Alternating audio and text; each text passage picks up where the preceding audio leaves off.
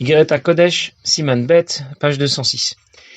Cette lettre est adressée au Chassidim Machar Beatom et Péterbourg, écrit en tout petit, juste avant le début du Siman, après que l'Admor Azaken soit revenu de Péterbourg. L'Admor Azaken a été emprisonné pendant 53 jours dans les prisons du Tsar, à cause d'une dénonciation calomnieuse des Mitnagdim, des opposants, la Chassidoute. L'Admor Azaken envoyait à l'époque les fonds qu'il récoltait pour soutenir les pauvres d'Eretz Israël.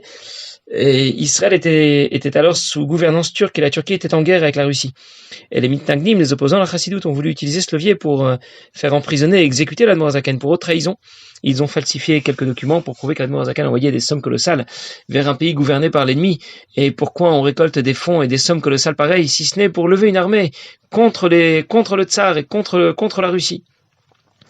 L'Admor Azaken a donc été emprisonné, interrogé pendant ces 53 jours. Il y a reçu, au cours de son séjour en prison, l'Admor Azaken a reçu la visite physique du Baal Shem Tov et du Maggid de Mezrich, qui avaient déjà quitté ce monde depuis longtemps. Ces dernières années, le rideau de fer s'est levé. Il était de nouveau possible de se rendre en Russie plus facilement. Et le Rabbi a demandé que l'on vérifie si dans l'espace de la cellule où était emprisonné l'Admor Azaken, il y avait bien la place pour 3 personnes, pour que 3 personnes puissent physiquement se tenir debout. Et l'Admor Azaken a demandé au Maggid et au Baal Shem Tov qui lui avaient rendu visite pourquoi il se trouvait là en prison. Ils lui ont répondu: tu es en prison parce que tu diffuses les sources de la Chassidoute. Alors l'Admor Azaken leur a dit: est-ce que je dois arrêter? Et ils lui ont répondu: pas du tout. Tu dois continuer et développer davantage les enseignements que tu donnes et la diffusion de la Chassidoute. Finalement, l'Admor Azaken a répondu à toutes les questions des enquêteurs. Et il a non seulement montré que les accusations portées contre lui étaient montées de toutes pièces, mais il a aussi fait une très bonne impression à tous ceux qui l'ont rencontré, aux différents ministres qui sont venus le rencontrer en cellule, y compris au tsar lui-même qui était venu le voir incognito, mais que l'Admor Azaken avait repéré et avait identifié. Bon, finalement, l'Admor Azaken a été libéré. C'est la fête du 19 Kislev, 19-20 Kislev. Et c'est alors qu'a commencé une nouvelle période, une seconde période dans la diffusion de la Chassidoute. Une période complètement différente de la précédente. Avant l'histoire du Tet Kislev, l'Admor Azaken enseignait la Chassidoute de façon moins large. Après l'histoire du Tet Kislev, et après la promesse et les encouragements du Maggid, du Baal Shem Tov, l'Admor Azaken a diffusé la Chassidoute de façon beaucoup plus large. C'est pour cette raison que les enfants d'Admor Azaken ont placé cette lettre en deuxième position. Bet, c'est écrit Achar Beatom Péterbourg, après qu'ils sont revenus de Péterbourg, et tout de suite après on trouve Bet, pour dire qu'après avoir été libéré de prison, après être revenu de Péterbourg, a commencé Bet, une deuxième étape dans la diffusion de la Chassidoute. Alors je commence dans les mots. Admor Azaken rapporte un pasouk, Katonti Mikol HaChassidim ou Mikol Choulé, un pasouk qui l'interrompt en plein milieu. Je suis devenu petit pour tout le bien et pour tout, etc. Pérouche, ça veut dire Shebechol Chesed Vechesed. Shakadosh Baruch Hu osé l'Adam, tout le bien qu'Akadosh Baruch Hu peut faire pour un homme, Tzarich liot shfal ruach bimod, il faut être très humble. Ce passouk se trouve dans Parashat Vayishlach. Yaakov fuit devant son frère Esav qui veut le tuer. Il est arrivé complètement démuni chez Lavan parce qu'Esav avait placé des mercenaires pour assassiner Yaakov. Il avait placé des mercenaires dans toute la région, sur toutes les routes. Et Yaakov s'est caché pendant 14 ans pour étudier à la yeshiva de Shem Be'ever. Après 14 ans, les mercenaires sont toujours là. Ils font le guet et ils attendent Yaakov. Et Yaakov a rencontré sur sa route un de ces mercenaires, ce sera Eliphaz, le fils d'Esav.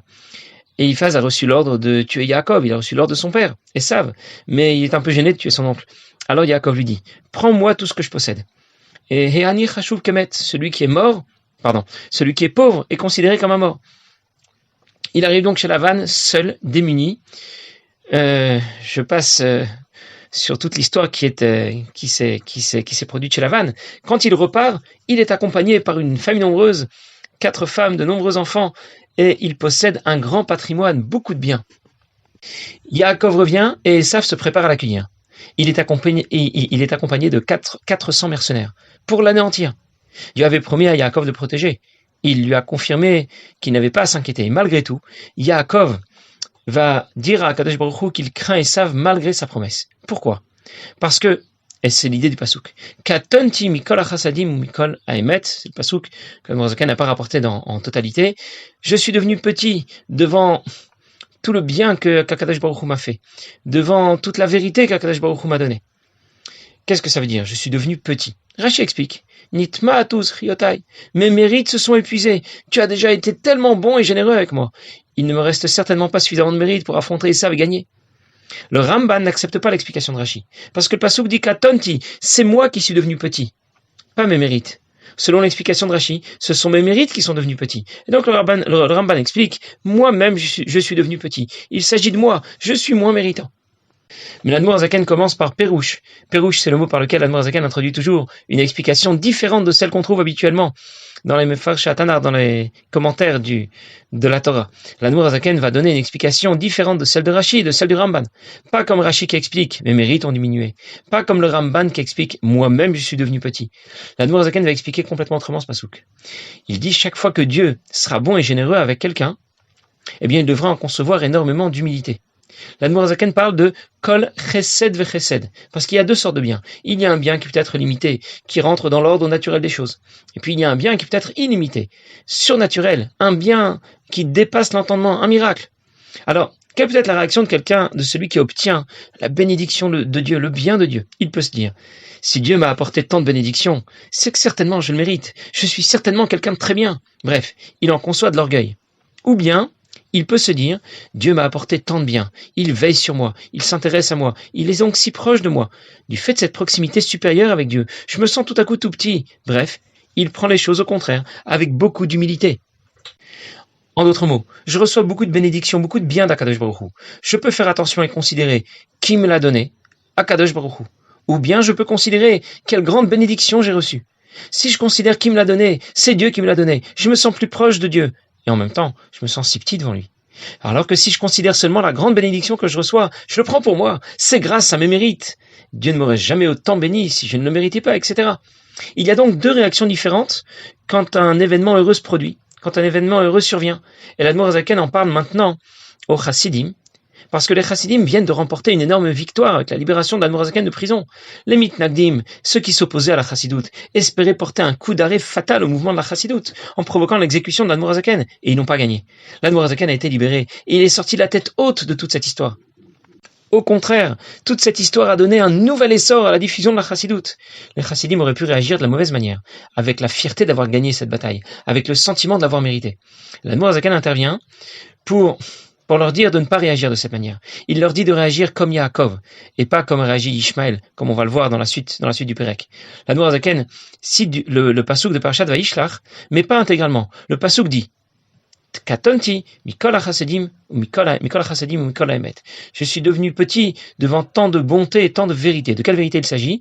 Rashi explique, Yaakov remercie Akadosh Baruch Hu parce qu'il lui a fait la promesse de l'assister, de le protéger. Et Dieu a effectivement tenu sa promesse. Il revient effectivement avec une grande famille, avec un grand patrimoine. Mais l'Admour Zaken ne cite pas ce pasouk intégralement. Il ne cite pas le mot Emet. Pourquoi? Parce que l'Admour Zaken n'a pas reçu de promesse à Akadosh Baruch Hu comme Yaakov. Il ne peut donc pas dire comme Yaakov que Dieu a bien tenu sa promesse. Mais il a tout de même reçu une promesse du Baal Shem Tov et du Maguid, qui l'ont encouragé à continuer à diffuser la Chassidoute, et ils lui ont assuré que tout se passerait bien. C'est pour ça que l'Admour Zaken évoque tout de même en partie la suite du pasouk, avec les mots Umikol vechulei, qui font référence à la promesse que Dieu a fait à Yaakov, et que le Maguid et que le Baal Shem Tov lui ont fait. Mais il ne cite pas l'intégralité du pasouk. S'il dit Mikol HaEmet, ça voudrait dire qu'il a reçu une promesse de Dieu comme Yaakov, et c'est faux. S'il ne dit pas Umikol vechulei, ça voudrait dire qu'il n'a reçu aucune promesse, et c'est aussi faux. Il ne veut pas dire qu'il a reçu la promesse de Dieu, et il ne veut pas dire non plus qu'il n'a reçu aucune promesse, et c'est à cette idée que l'Admour Zaken fait allusion quand il ne dit pas intégralement Mikol HaChassidim ou Mikol HaEmet, et qu'il ne dit pas non plus Mikol HaChassidim seulement, et c'est tout. Il cite le pasouk en disant Mikol HaChassidim ou Mikol vechulei, il s'arrête en plein milieu du pasouk pour dire qu'il a bien reçu une promesse du Baal Shem Tov et du Maguid. Il peut continuer à diffuser la Chassidoute et tout se passera bien, mais qu'il n'a pas reçu de promesse explicite de Dieu comme Yaakov Avinu. Et l'Admour Zaken continue et il dit Ki chesed roa yimina. La bonté est associée au bras droit. Vimino trabekin. Le pasouk dit sa main droite m'enlace. Shibrinat kirvat elokim mamash veter 7000 filles. C'est l'expression de la proximité la plus haute avec Dieu. Tout celui qui sera plus proche de Dieu, va automatiquement se sentir plus humble. Dieu m'est apparu de loin. Je continue encore une petite ligne et je reprends. Comme on sait bien, tout disparaît devant Akadosh Baruch Hu. Plus on est proche de Dieu, alors on sera d'autant plus effacé, vide et nul. Et c'est ce qu'on appelle la droite associée à la Kedusha. La bonté d'Avram, chez Amar Avram qui a dit Anochi afar ve'efer, je suis comme de la cendre et de la poussière. Bien. Que vient nous dire ici l'Admor Zaken? Dieu est bon et généreux avec quelqu'un. Ça ne veut pas dire seulement qu'il lui apporte quelque chose.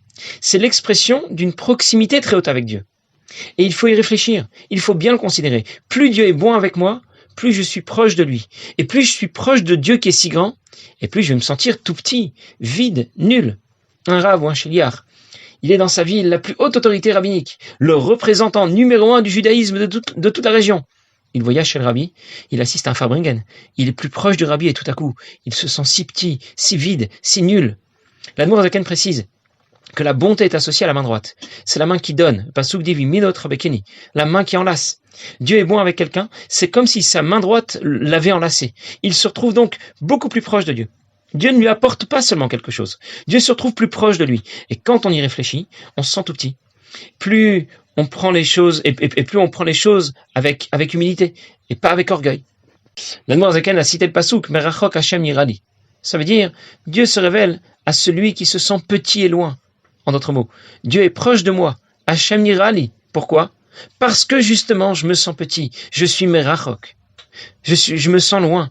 Celui qui est orgueilleux, Dieu ne le supporte pas. Celui qui est humble, Dieu veut se rapprocher de lui. Et l'Admor Zaken précise encore, Kula Kame Kelo Chashiv. Tout est insignifiant, précisément, devant lui. Comme l'exemple des rayons du soleil. À distance du soleil, je distingue bien ces rayons. Mais à proximité du soleil, je ne distingue plus du tout ces rayons. Ils se sont complètement effacés devant Dieu. Ils sont insignifiants, plutôt devant Dieu, devant le soleil. Ils sont insignifiants devant le soleil.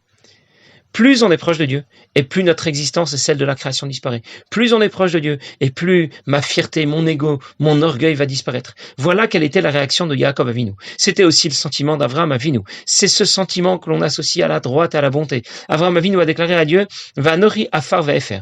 Je suis de la poussière et de la cendre. Et de la cendre. Le pshat, le sens simple, ça veut dire, j'aurais déjà dû disparaître. J'aurais déjà pu mourir. Lorsque j'ai mené la guerre contre les 4 rois qui avaient battu les 5 autres, et une guerre que je n'aurais jamais dû gagner, une guerre au cours de laquelle j'aurais dû mourir, et je serais devenu de la cendre, de la poussière plutôt. J'aurais aussi dû devenir de la cendre, quand Nimrod m'a jeté dans la fournaise, et que finalement je m'en suis sorti vivant. Et malgré tout, Avraham Avinu ose encore s'adresser à Kadosh Baruch Hu et prier, bien qu'il aurait déjà dû disparaître, il aurait déjà dû devenir de la cendre et de la poussière. Il prie pour que Kadosh Baruch Hu épargne les habitants de Sodome et Amora. C'est le pshat, mais l'Admor Zaken va expliquer autrement ce pasouk. Et il dit, Anochi afar va'efer, je suis de la cendre et de la poussière. Ça ne veut pas dire, j'aurais pu devenir de la cendre et de la poussière. Ça veut dire, je me sens comme de la cendre et de la poussière. C'est la réaction de Yaakov Avinu. C'est la réaction d'Avraham Avinu. C'est la réaction que l'Admor Zaken attend de ses chassidim. Même si les chassidim ont gagné. C'est la fête des têtes qui se lève. Les chassidim auraient pu être tentés de vouloir un peu narguer les mitnagdim, de lever un peu le nez devant les mitnagdim, devant les opposants à la chassidoute. Et l'Admor Zaken le recommande, il recommande aux chassidim de réagir plutôt avec beaucoup d'humilité, comme Avraham, comme Yaakov, et pas comme Ishmaël, comme nous le verrons dans la suite du Pérec. Et l'Admor Zaken ne nous demande pas de faire semblant, de simuler cette humilité. Il attend de nous de ressentir vraiment ce sentiment d'humilité en toutes circonstances. On raconte un certain chassid Reb Shmuel Eliaou qui est parti chez l'Admor Zaken pour la première fois lorsque l'Admor Zaken était à Liozna. Il a été reçu en Yechidout pour la première fois. Et en réponse aux questions qu'il a posées au rabbi à l'Admor Zaken lui a répondu ce qui est écrit dans le Tanya, dans le Pérek Lamed. De se considérer, d'être humble devant tout homme, et d'être humble vraiment, de ne pas simuler cette humilité, de vraiment se sentir petit, vide, nul. Et depuis cette Yechidout, pendant 20 ans, chaque fois que Reb Shmuel Eliaou se rendait chez l'Admor Zaken, et il est arrivé depuis Kalisk, la ville où il habitait, il venait à Liozna, il écoutait un mamar, il écoutait la chazara du mamar, mais jamais il n'a eu l'audace, et jamais il n'a osé demander à être reçu à nouveau en Yechidout par l'Admor Zaken. Il expliquait, quand le rabbi m'a demandé mettre la mito, d'être humble, vraiment, sincèrement, eh bien, il faut intégrer cela dans toutes les facultés de mon âme. Il faut que je l'intègre dans mes actions, dans mes paroles et même dans mes pensées. Et tout ça me demande du temps. Avant de rentrer une nouvelle fois en Yechidout et d'être reçu par l'Admor Zaken, je veux d'abord faire ce qu'il m'a demandé. Ce sentiment d'humilité fait partie intégrante de la définition d'un chassid. Une fois un chassid, on va l'appeler un chassid, quelqu'un qui s'était rapproché de un chassidout Chabad, a été reçu en Yechidout par le rabbi, par notre rabbi. Et il a raconté au rabbi qu'il a abordé l'étude de la chassidoute, il apprenait chaque semaine un chapitre de Tanya, et qu'il était devenu un chassid complet, un chassid accompli. Le rabbi a entendu ça, il lui a dit, si c'est complet et accompli, c'est déjà plus un chassid. Celui qui est un chassid ne peut pas se sentir complet et accompli. C'est l'idée donc que de ce sentiment d'humilité qui doit accompagner en toutes circonstances, nous accompagner en toutes circonstances dans Avodat Hashem, même quand les choses se passent très bien, même quand Akadosh Baruch Hu a été très bon et généreux avec nous. Passez une bonne journée.